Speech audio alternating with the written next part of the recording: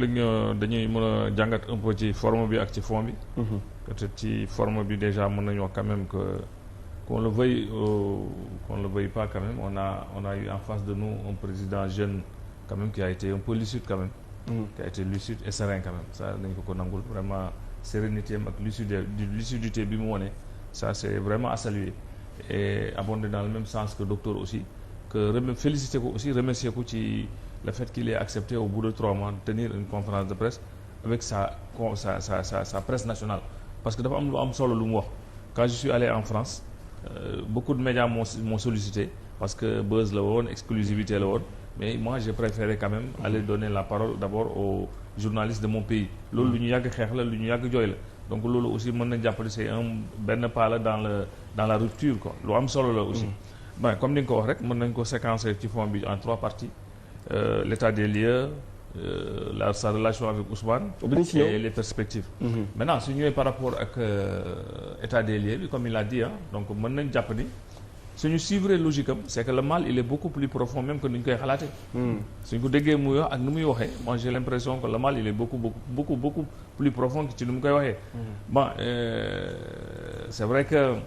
il a énuméré beaucoup de choses wax na lu bëri mais aussi dafa am li honorable wax lu am solo là aussi il faudra qu'on attende un peu vraiment les rapports de la justice wala les conclusions de la justice il est vrai que gis na rapport c'est un président de la République il est mieux informé que tout le monde comme on dit mieux renseigné que tout le monde mais ce qui m'a un peu dafa am ñaari affaire yoo xam ne man daf ma xaw a yëngal tuuti xaw ma tiital c'est quand il a parlé de surfacturation au niveau du ministère de la santé quand soo demee bay tudd surfacturation que déjà il y a culpabilité am na parce que à mon entendement su ma déggee tubaab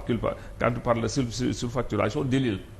donc soo demee ba jël sa téléphone tu n'as pas encore prêté serment tu appelles le ministre pour lui demander d'arrêter les contrats d'arrêter les conventions comme il a dit donc ça veut dire que la situation elle est grave donc là aussi on attend à ce que ñu jox ñu les conclusions de la justice pour ñu xam exactement de quoi il s'agit par rapport ak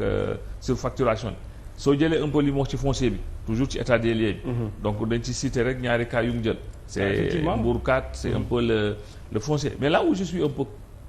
fi ma xaw a am rester un peu sur ma faim c'est quand il dit que am na ci cas yoo xam ne déjà rëcc nañu su ma comprendre par rapport au littoral am na ci cas yoo xam ne rëcc nañu dabewaat ko day metti mais pour yi nga xam ne am nañ ci pexe nañ ko dabe moi je pense que warul am yow en tant que nga jàpp ne loolu lu mën a nekk la njiitu réew toog wax ne cas bi rëcc na ma pour dabewaat ko day metti c'est ça non c'est-à-dire ni mu waxee que c'est des situations yoo xam ne peut-être xaw nañu pour ñu dabewaat ko day metti si je reprends fidèlement ce qu'il a dit mais pourquoi mais là je suis pas d'accord c'est-à-dire que man dama gëm ni lépp li nga xam ne dafa tegu ci illégalité c'est ça dafa tegu ci illégalité rek nañ ci teg lépp ci table il faut qu'on pose tout sur la table et là où j'attends aussi que ñu dem ci même l'histoire du foncier à Mbour 4 qu'on mette la liste sur la table am na presque 9 personnes yoo xam te ne am na ñu am plus de 1000 parcelles mais loolu xel c'est-à-dire que xel daka nanguwul ko en fait ñu ko def su dee li ñu wax am na ci ñu ko def man dama jàpp ne c'est des criminels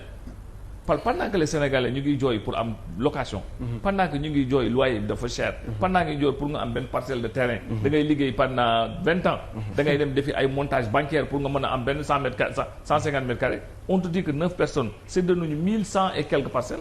et gëm naa ni da am naa yaqin ni suñ ci yeggee dinañu publier la liste ñi ci bokk yëpp c'est-à-dire ñi ci bokk yëpp ñu ci laale yëpp ñi ci tax yëpp nañ ko teg ci table bi parce que amul nëbb kii amul lap kii et gëm naa ne comme il l'a dit je ne protégerai personne pour reprendre un peu ce que le président Macky Sall avait dit du ma couvrir kenn du ma protéger kenn la justice fera son travail li ñu ci war a def dinañ ko ci def li procureur war a def dinañ ko def et je pense que rupture bi gën a am solo et ni muy waxee c'est-à-dire que quand tu le vois parler moi j'ai l'intime conviction ci conviction forte gëm na ni il faut la bëgg a dem maintenant nañ ñaan yàlla ñu bañ ko dévier ci loolu parce que autant un président de la République tu peux avoir benn conviction il ne sera pas dévié non dañuy ñaan yàlla non dañuy ñaan rek xam nga dama ne lu nekk président Macky Sall si on se souvient président Macky Sall bu mu yegsee lu mu njëkk wax mooy je ne protégerai personne gouvernance sobre et vertueuse et quand il le disait da ko gëmoon quand on se rappelle Macky Sall parce que nit suy wax rek da nga koy xool su dee gëm na ko au fond de lui da nga koy xam suy waxin bi rek di nga xam ndax lii lu mu gëm la wala li mu gëmul Bassirou bi toog fii di wax le président li mu wax da ko gëm la séparation des pouvoirs l'indépendance de la justice aller recouvrer l'argent des Sénégalais c'est-à-dire que da ko gëm dans son intime conviction maintenant nag li ñuy ñaan yàlla mooy bu ko gars yi dévier ci loolu parce que les pressions viendront de partout et loolu ñu bañ ko ci dévier et que la première rupture bi Sénégalais yi gën a bëgg xaar rupture bi Sénégalais yi gën a bëgg c'est l'indépendance de la justice mooy que fi mën a baxane noo ne benn que Sénégalais bu nekk amati le maintenant espoir que suñ ma tooñee suñ ma defee lii su ma demee dinañ àtte dootul am kumba ndey am ndey kumba am bàyyi amul ndey c'est-à-dire que tous les rapports yi ñu wax il faut que tous les rapports aussi soient mis sur la table. D'accord. Non pas aussi pour terminer. yem ci convention Dakar Naaf wala yem ci surfacturation santé et am lu wax aussi lu am solo loo xam ne man dama ko jàpp. j'ai pas un coude que je vais mettre sur des rapports. les rapports de l'IGE yi président Macky Sall ne woon na maa teg sama coñ. nañ ko teg ci table bi. D'accord. et ma terminer foofu Babou. ci loo xam ne ñaari yoo xam ne da ko wax ma kontaan ci loolu ma am fierté c'est la renégociation des contrats. Parce qu'il faut être courageux et fort pour entamer cette affaire-là. Et les accords de pêche. Pas du tout facile. Très bien, mais il faut avoir le courage d'abord de poser le débat. Non, pourtant, déjà, il a posé le débat. Et ils sont dans la pratique. Ça sera facile.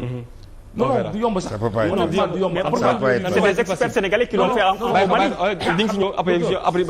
C'est des experts sénégalais qui l'ont fait au Mali. S'ils le réussissent au Mali, ils peuvent le réussir au Sénégal. Non, xam nga lu tax ma ne du yomb. C'est-à-dire on fait face à des choses, à des gens yoo xam ne ils sont préparés en conséquence. Oui. À tous les domaines parce que jàpp nañ ne aussi dafa am ay clauses yu souvent yi ci nekk yoo xam ne dañ ci laxas jaan c'est ça c'est-à-dire que il peut même arriver qu'on y mette des clauses de non renégociabilité maintenant dafa am fu ñuy jaar ñoom foo xam ne dal na xel lu di auditer les contrats souvenons-vous de l'affaire de Petro-Tim on nous disait que ki ñu ko jox ne remplissait pas les conditions de le faire tu te souviens parce qu'il faut remplir des conditions techniques et financières et on nous disait ki ñu ko joxoon am na ku ñu ko joxoon rapport IGE neewoon na ni il ne remplissait pas les conditions techniques et financières maintenant ne serait-ce que sur la base de ça et sur la base d'avoir rempli les conditions édictées dans le cadre du contrat loolu c'est des pistes de solution mais gëm nañ ni yaakaar nañ ni on a l'intime conviction qu'il faut aller au bout de cette affaire-là. Merci beaucoup.